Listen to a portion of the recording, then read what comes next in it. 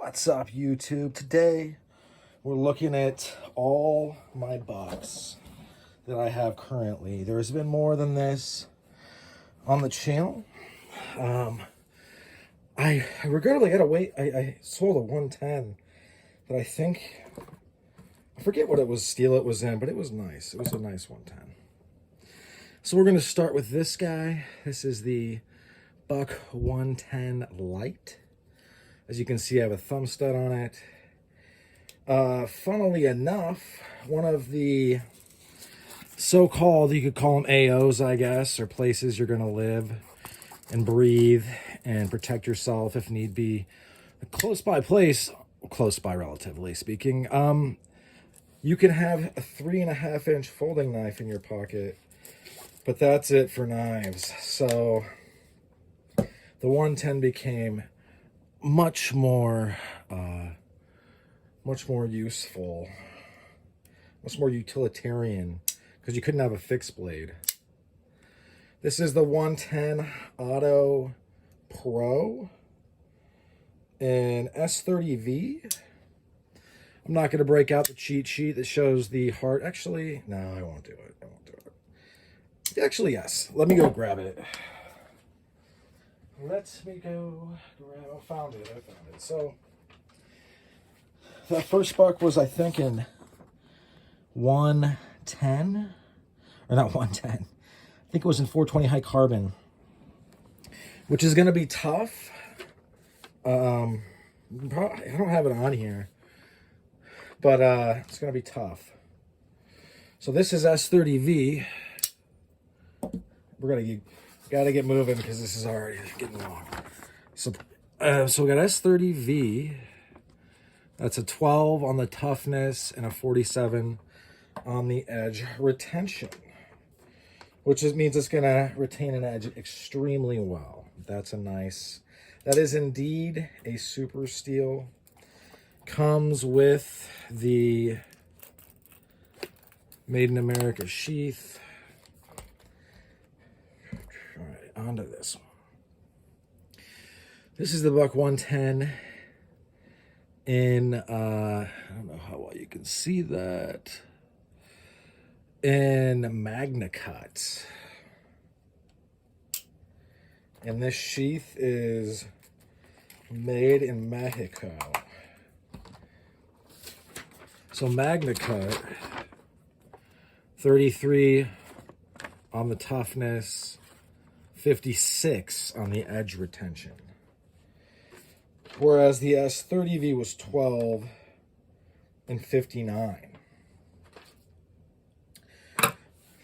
So we've got this guy, Buck 102 plus in S35 VN. The tip of this one, because I was handling and misusing the knife, chipped off of this. I was able to kind of profile it back down. It was you gotta be careful with a lot of the Buck knives tips. This was made in America by the gentleman at Leather Shark. I've talked about him on my channel. He's an American maker of sheaths. So we got this guy. It is the 119 in 3V drop point, and the, oh, wait a second.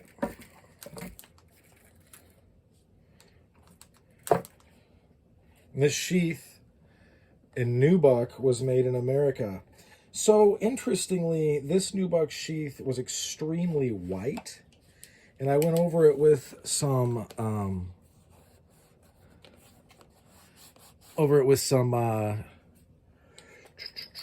whatever, you know what it's called, the conditioner. Use some leather conditioner on it, darkened it. It's still very Nubuck feeling. This is the 119. Oh, we gotta do this. Where's my pointer? Where did my pointer go? Oh, here it is. So 3V is 80 in toughness 80 in toughness, 46 in edge holding ability. So, I mean, it's almost max toughness. It's almost at 86, 70 levels of the tough. So this is Magnacut, 119. These kind of tips, you got to be a little bit, because they come to a finer edge, you got to be a little bit more careful. It's not like you're really going to have to watch yourself. You just won't be able to, you know, drop them, throw them, do things with them that are kind of silly. Can't be a silly Billy with the knife. Really, you shouldn't be dropping or throwing knives. So I saw somebody in a buck group on Facebook yesterday was like, me and my friend were, I mean, they had to have been drunk. We're throwing this knife into a table and the edge of it broke. The tip broke off. What should we do? And should we send it in? And everyone was like, oh my God. How could you do that? So this is S35, which is a big chunk of super steel S35. Pow, pow, pow. Just straight killer. And so we got S35 here. We got a 20 in toughness. So not very tough, but we got a 51 in edge retention, which is very, very good. But it's interesting, though, for a lot of the super tough seals, like, I mean, also, though, I've heard that these guys are a lot easier to sharpen through here. But then you get up to, like, stuff like this, a little bit tougher, and then this can be really tough to sharpen. What I wouldn't do is really use a belt sanding system. What I would use is a guided system, you know, like say rods, or if you really wanted to get out your KME and put some ridiculous edge on it. Like this edge is just too acute for me. My edges are pretty much always 20. If you go to Knife Steel Nerds, another homemade sheath that I think is far superior. You go to Knife Steel Nerds, they actually have a big page on edge geometry and what one is going to work better. The 124, oop, here it is, has a American-made sheath, and then also this sheath that you store it in. You can also wear this, obviously. I mean, it's just a little bit bigger. So this was initially the Nemo, and it was a diving knife, and then it got rebranded as the Frontiersman. It's the Buck 124. A very big knife made in the US of A, and I believe 420 high carbon, big hollow grind. This is a tip you wouldn't have to be as careful with, but I still wouldn't throw it into a table like like some kind of drunken idiot. And then they were defending their actions like, how is this bad? Why would we not throw our knives into the table? I don't know, bro. You're the one with the broken knife. I don't have the broken knife. Well, I have a broken knife. But I was able to reprofile this. If you get to a bigger knife issue than this, you can kind of see where it's snubbed. You can tell it's snubbed. But because it's small, it's not as noticeable.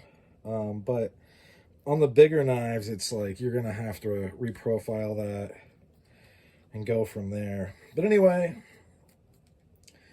it's about all she wrote for this one. Thanks for sticking with me to the end. I hope you folks have a good rest of your day. Keep an eye out for the Buck knives when you go to stores. I'm seeing a lot of, in the groups, people are being like, I went to this store and got this, you know, Buck 110 for 20 bucks, or this other, anything for 20 bucks from Buck is going to be worth picking up.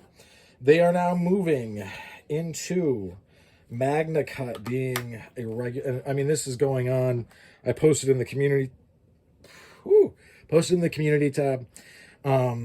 They are moving into the Magnacut stuff for the regular series of their stainless. And as you can see, Magnacut 33 toughness, which is pretty substantial compared to most steels. 56 in edge retention, which is very substantial compared to most steels. I mean, it's on par with L Max, but much more tough. It's not much more tough, but more tough. Elmax being pretty much stainless, for real stainless. Magnacut being almost stainless. You get into some of these guys, like this is, you know, the 80s are going to be a little bit harder to sharpen. This will be hard to sharpen. If you're doing it freehand, I realize there are very pronounced, you know, pros or advantages to doing it freehand on a stone.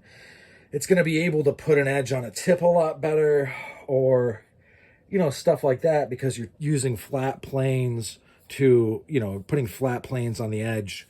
But as far as, you know, like this is where you kind of, I mean, you have to decide what's good for you, but I have some stones, I never use them. I have rods I use a lot. You know, ceramic rods never really wear out. And we've talked about it a lot on this channel. If you're not familiar, watch more of the channel. But, you know, it's going to be up to you, but I would definitely get a guided sharpening system. If you're getting into some of the tougher steels, some people are going to tell you like, oh, you're going to need to use a bandsaw. You're going to need to use these other, you know, like these ridiculously, you know, unless you are professionally going to war with these super steels that are super tough, I really don't think that you need any type of, you know, God, the name escapes me, but basically they're these belts, you know, the belt sanders. What you need is some rods, in my opinion. But hey, you know what? Do what you do. Hopefully it works for you. I do think though that you know, I do see sometimes in some places people will be like, well, what you got to do is get a 12 pack and you start sharpening you start sharpening the 3V. By the time the 12 pack is done, you got the 3V sharpened. I think the issue with that is that if your muscles are going to give out and your technique is going to give out, and then you're going to be fucked. So what you should do is put yourself in a situation and, you know, position to win, and get yourself some guided systems. Use them. I know a lot of people like the you know, it doesn't, you know, just figure it out for yourself. How about that? Go watch a bunch of videos. You guys know what I think. Have a good rest of your day.